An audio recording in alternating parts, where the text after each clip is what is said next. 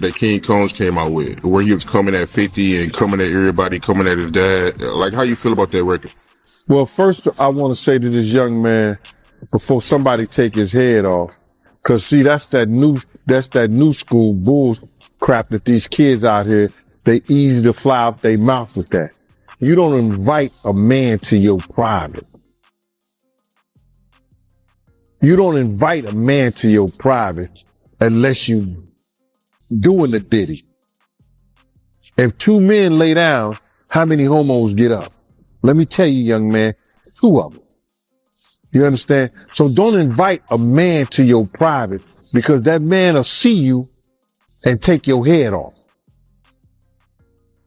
Especially somebody like 50. You don't send or let a boy do a man's job. I don't know if he need that type of attention or he want that type of attention. Evidently he do. But 50 is the wrong dude that you want to do that type of attention, get that kind of attention from, bro. In the infamous words of Waka Flocka, that nigga go hard in the paint. And I don't believe that this cat would even put out some trash like that and really didn't know what he was doing. He's teasing the federal government. And I told y'all, the Southern District of New York. It seems like Christian Combs, Diddy's son, isn't letting his father's legal troubles weigh him down. Just days after Diddy's court hearing, Christian was spotted celebrating with his girlfriend, Raven. The two attended the Essence Festival's Feed to Funds panel, where Raven appeared as a guest. Christian seemed unbothered, sharing kisses and dancing with friends, sparking conversations about how close he is to his father's situation. Do you notice that, right? As soon as he did that dumb shit, talking about, well, we did this and we did that. We had this over here. Y'all went to the wrong house. Some went to, he said, well, we're going to show you how wrong we are. Yo, CNN, run this. Action, roll them. Don't play with the feds, bro. Because you got to realize this. They got a lot of time. All they got to do is... Christian Combs and his girlfriend, Raven, were all smiles and affection, seen kissing and partying just 2 days after attending Diddy's court hearing. Christian didn't hold back, calling Raven the baddest girl in the world on camera. This public moment came shortly after a family gathering at Diddy's hearing, which included Christian, his siblings, and their mother, Janice Combs. The situation remains tense as Diddy, facing serious charges, was denied bail for the third time, with his trial set for May 5th. Meanwhile, Christian is facing his own legal battle. A lawsuit filed by Grace O.M. Mark accuses him of misconduct at a December 2022 yacht event, turning what was supposed to be a family outing into a legal nightmare. Both Christian and Diddy's teams have denied the allegations, calling them baseless attempts to damage their reputations. In law enforcement for 27 years, and I had the opportunity to see HIDA. It's a place where they have the state, the feds, NYPD, the Department of Corrections, and the state police. Yo, this place could be half of a basketball court. That's where they just got lines of computers with officers of all different people and officers just on the internet. Whoever's over that case, whoever's working that case, don't you know they saw that? The lawsuit against Christian Combs paints a troubling picture. It alleges he arrived at the yacht intoxicated and pressured Grace O.M. Mark into drinking tequila, which she suspects may have been tampered with. The suit further claims Christian became aggressive toward her, creating an uncomfortable and unsafe environment. Adding fuel to the fire, the lawsuit references audio recordings reportedly made by producer Rodney Lil Rod Jones, said to document inappropriate behavior involving Diddy and his associates. Hi, Hector.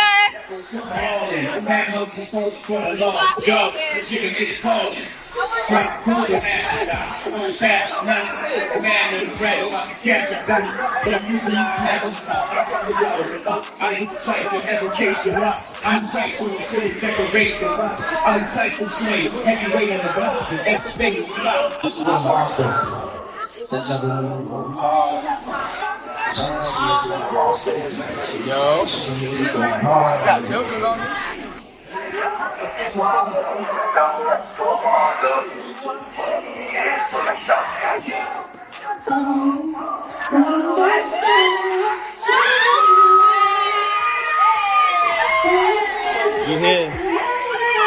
See what's going on? Lady out in the building.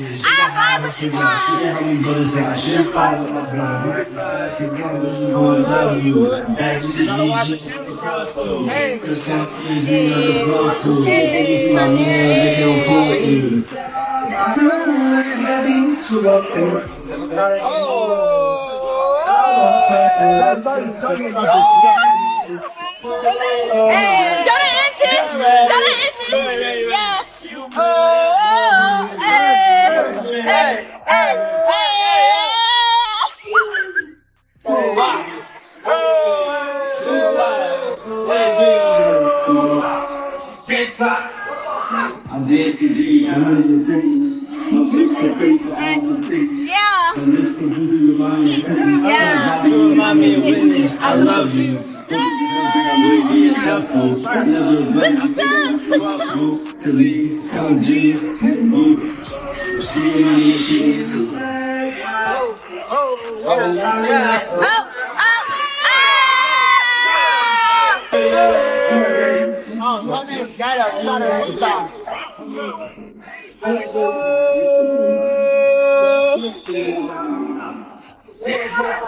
I know I can't dance.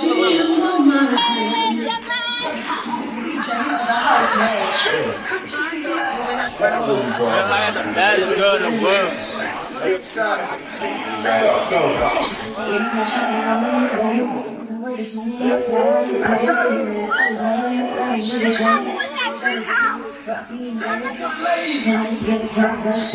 As Diddy remains in jail, the revelations about him and his family keep piling up. Recently, 6 more lawsuits were filed against the music mogul, intensifying the storm surrounding his case. Legal expert Gondol predicts that the challenges ahead could significantly impact Diddy's chances of winning his upcoming trial, further escalating the tension around this high-profile situation. 25 years old at the time. She believed that the trip would be a, quote, wholesome family excursion, but says it, quote, turned into a hedonistic environment, even describing rampant drug use among sex workers and celebrities who came on board. She believes that the alcohol on the yacht had been laced with drugs because she says women would have one drink and then almost immediately pass out or start falling over. This is, by the way, something that it was also alleged in Jones's lawsuit, that Combs would spike the drinks of different people. But focusing on Christian Combs. Markey says that Christian Combs had been staying at a villa on the shore, but that he would come onto the yacht in the evening to party. And on December 28th, 2022, Christian reportedly arrived very intoxicated and then proceeded to pressure Markey to... GEAN Deal, a former associate of Diddy, believes the prosecution's case is so strong that Diddy should prepare for the worst. Deal didn't mince words, suggesting Diddy may need to make peace with God as he faces a monumental legal battle. Quote, "Excuse me, you don't touch my legs like that. I'll move my legs where I want to. If I want to do this, then I will. You don't touch my legs like that." Markey then says that she told Christian she couldn't stay with him unless it was approved by a supervisor, all of whom she knew would be asleep at the time. So this was a way for her to get out of the situation. She claims that Christian said, "Who can I talk to? I'm going to say I requested you right now." Markey then says she responded with, quote, well, you can take your hand off my ass for the first thing. O'Markey says that she tried to go back to her work, but Christian found her again, wanted her to find him a place to sleep for the night. So she ended up taking him to the cinema room for the yacht, which doubled as a place for people to sleep. And she claims that is when Christian blocked her and groped her, took off his clothes, tried to force her to perform oral sex on him. She says that she was able to fight him off until someone came in. Now, the lawsuit goes on to say that O'Markey told the yacht captain what happened the very next day, but he didn't believe her, didn't do any sort of real investigation. She says the captain retaliated against her for months after the alleged assault before ultimately firing her in May of 2023. Now, aside from her account, aside from a potential other witness, right, the person that allegedly walked in on this, what proof is there that this happened? Well, she reportedly has photos of the bruises that she says were caused by this event with Christian Combs. The quote was, our attempts to share this proof with Mr. Jones's attorney, Tyrone Blackburn, have been ignored as Mr. Blackburn refuses to return our calls. Holly goes on to say, we will address these outlandish allegations in court and take all appropriate action against those who make them. Then the attorneys for Universal Music Group, one of the defendants who are also being sued by Rodney Jones for their alleged participation and facilitation of the abuse and trafficking claim by Jones, they argued that the claims were so, quote, offensively false that one of these attorneys, Donald Zakarin, wrote, a license to practice law is a privilege. Mr. Blackburn, plaintiff's lawyer, has misused that license to self-promote gratuitously, falsely, and recklessly accusing the UMG defendants of criminal behavior. So a lot of back and forth that we're seeing right here. And again, to be clear, everything that Diddy and his sons are facing are accusations. They haven't even been criminally charged. These are civil lawsuits. There has been no finding by a judge or a jury that they are liable at this point. Having said all of that, this is a very significant development. In 2022, Diddy opened up about his involvement in producing Nipsey Hussle's Victory Lap album, which earned a Grammy nomination for Best Rap Album. During an interview on Real 92.3's The Cruise Show, Diddy revealed that Nipsey asked him to executive produce the album just 5 days before it was completed. Despite his contributions, Diddy shared that his name was initially left off the credits, a surprising oversight given his influence on the project. 25, that's when Diddy trial starts. How you feel about it, man? I think if their lawyer got that off, they did a great job. Because you got to realize some of these cases, even you get regular drug cases, they be taking a year or 2 years to go through all the paperwork, everything they want to do, how the guy weighed out, getting the witnesses and everything together. I think the lawyer thinking that they're not going to be able to give them discovery and enough discovery in that short of time. Because the prosecutors are not going to present anything to the court that they think they can't prove. You understand what I'm saying? So the prosecutors is going to try to, go through everything. And that's a short time, brother. That's less than what? May? That's less than 7-8 months. You talking about 18 businesses. You talking about they got, I think they say 170 witnesses. You understand? They got 1,000 bottles of oil they got to test. Allegedly baby oil that they got to test. And I said allegedly baby oil because that's what the prosecutor said. Alleged baby oil. He didn't say baby oil. He said alleged baby oil. So that means that it may be something, or some of those bottles wasn't baby oil. You talking about victims and their statements and presenting them to the court.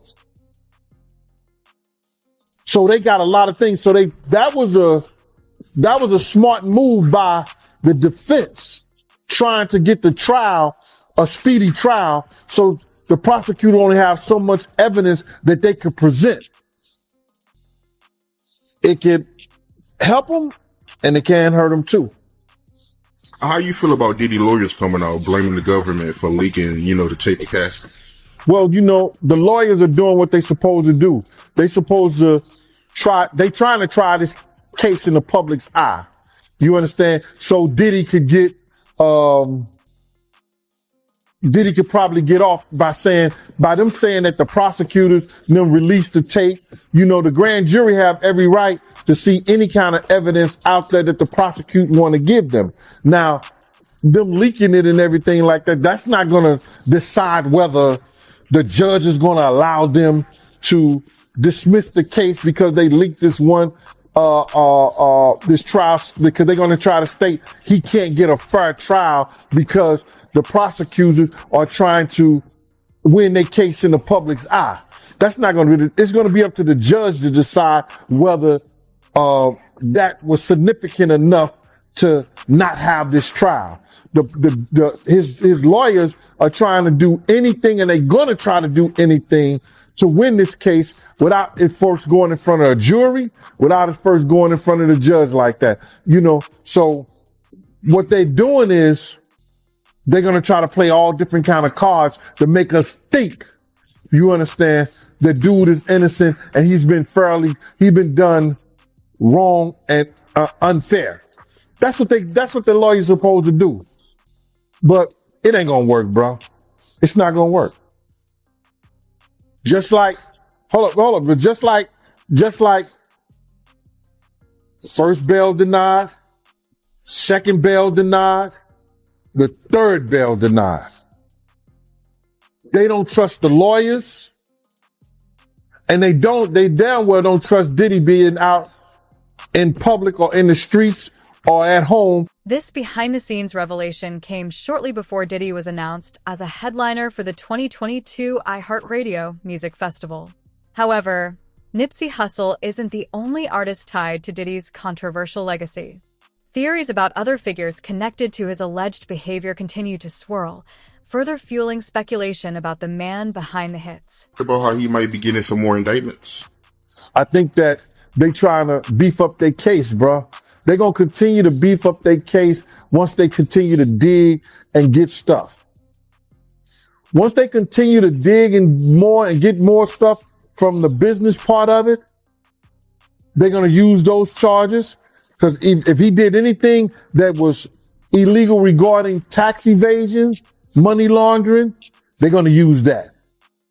If he had used his company and his power for the racketeering and things like that, so they can get the RICO Act on there, they're going to use that.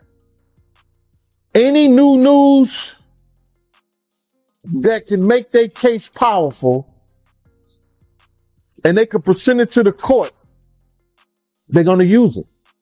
As long as they give it to the defense team in the discovery, they're going to use everything. But it's going to be difficult for Puff to fight his case in jail. You know how hard it is to fight your case and go through every last one of those victims, or whether you know them or not. All that paperwork he had to do, you got to realize they only get a lawyer like 2 hours, I think. Anywhere from 2 to 4 hours. And maybe on certain days, depending on where you at. How are you going to fight his case decent in jail? But that's what happens when you lay your head. So you don't see any kind of way he get out of this? Bro, I would bet whatever I had that he ain't got no chance in hell in getting out of here. All because they already got one witness for the sex trafficking case. And that's all you need. And when you only have to have one witness for the sex trafficking case, even though she may have been a participant, and I'm talking about Cassie, it's going to be hard for him to fight that one. Now, the mogul who once reigned as the party king of New York sits in a Brooklyn jail cell just miles from the Hamptons, where he hosted his legendary soirees. Diddy's fall from grace has been swift. Facing federal charges of sex trafficking and racketeering, he's also battling over a dozen civil lawsuits alleging assault, abuse, and extortion. One attorney claims to represent more than 100 victims, casting a long shadow over Diddy's once dominant career. Called Diddy a demon over a comment he made to Nipsey. What made you say that? Like, what's the backstory behind that? But bro, I didn't say he was a demon. What I think I said that, you gotta watch what you say to these demons. And I might have put him in the same category. But I didn't per se, he's a demon. Now he's done that I projected. I see that demons does. When I seen him picked up that dove, and a dove supposed to be that of new beginning in life, and the dove fell to the ground straight like it was dead. The day we did that, he did that ritual in the park before he went to trial with Sean. Bruh. And I'll tell you that story. If we talk about Sean. If we talk about Sean today, I'll tell you that story. All right? How about that? Now don't go figure out something to talk to me and ask me about Sean. Yeah, but if we talk about Sean, I'll ask that. But what you was asking me is that, listen here, man. I did not know Nipsey Hussle. I knew of him and the positive things that he was trying to do out there in his community. The music that he was putting out, that I could say, based on conversations that I heard him speak, that the man was spiritually connected. He was a child of God. He had gotten in front of Puffy one time, and he told Puff that he was putting out this music, and I guess Puff was helping him in some kind of way, and he said something. And that what he said was, I need my music and my album to have the same feel of that life after death, like Biggie's album. Now, you taking a spiritual person who's asking for something. He said, I wanted that same feel as life after death. That same feel was that Biggie got murdered and he went on to sell about 10 million albums or 10 million copies. I was saying, you got to watch what you say to demons, because it just might come true. You just got to watch what you say, brother, because God said that you say it by mouth, you believe it in thy heart, and it shall happen. And when you got a strong spirit, and you that type of person, you got to watch what you say out your mouth, man. Do you think it was a good idea for Nipsey to be cool with Diddy?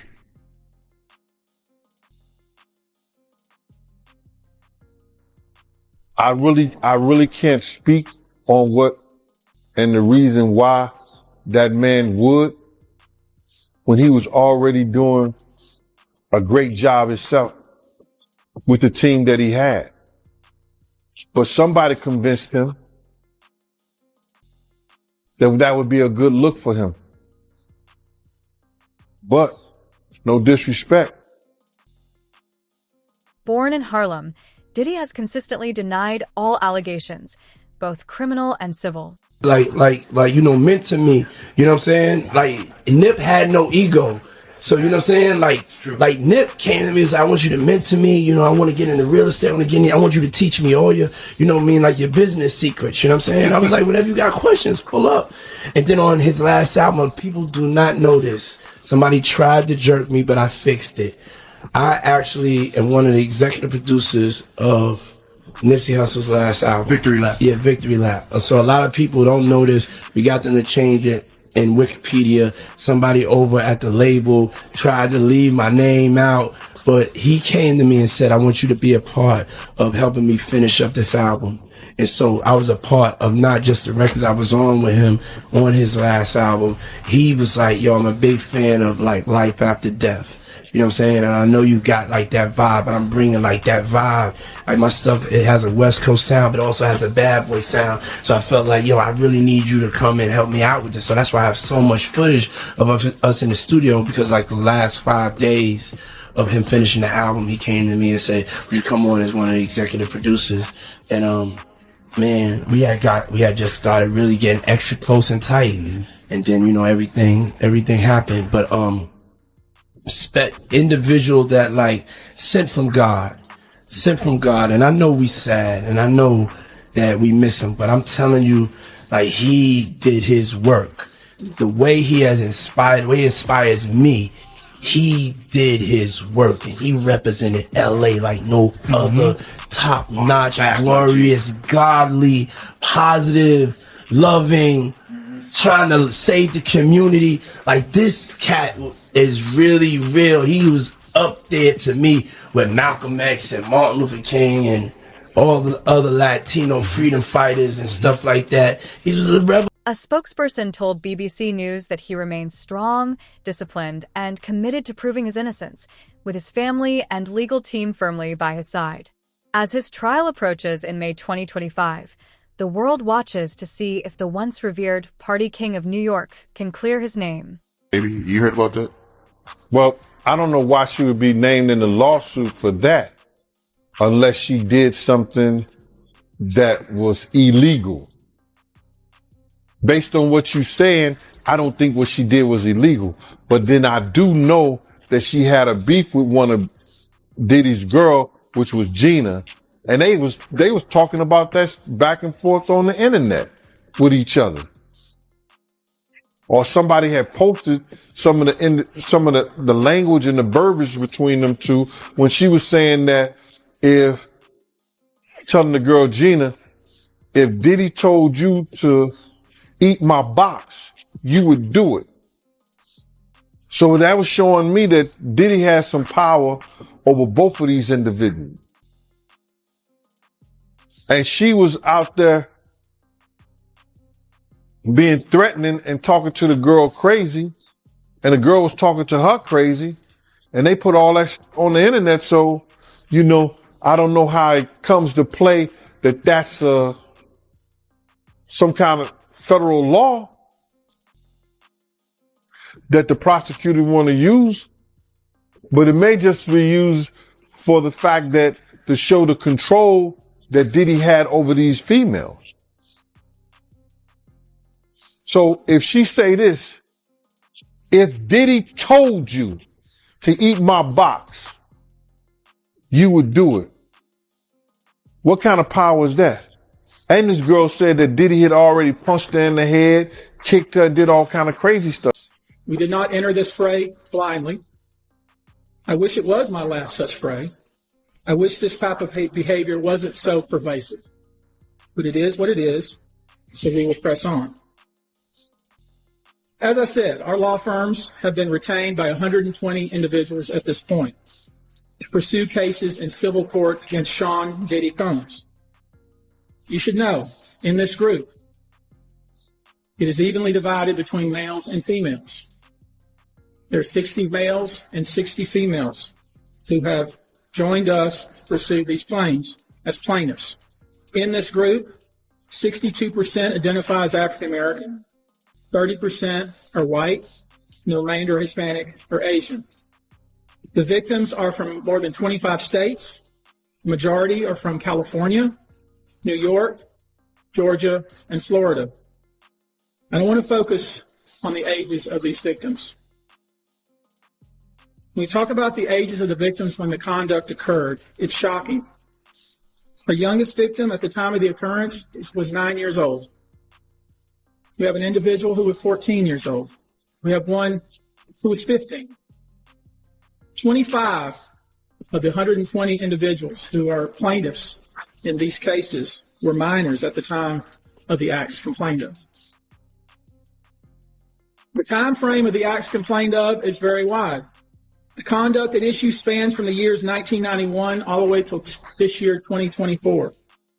If you wonder why there are so many alleged victims, that's your answer.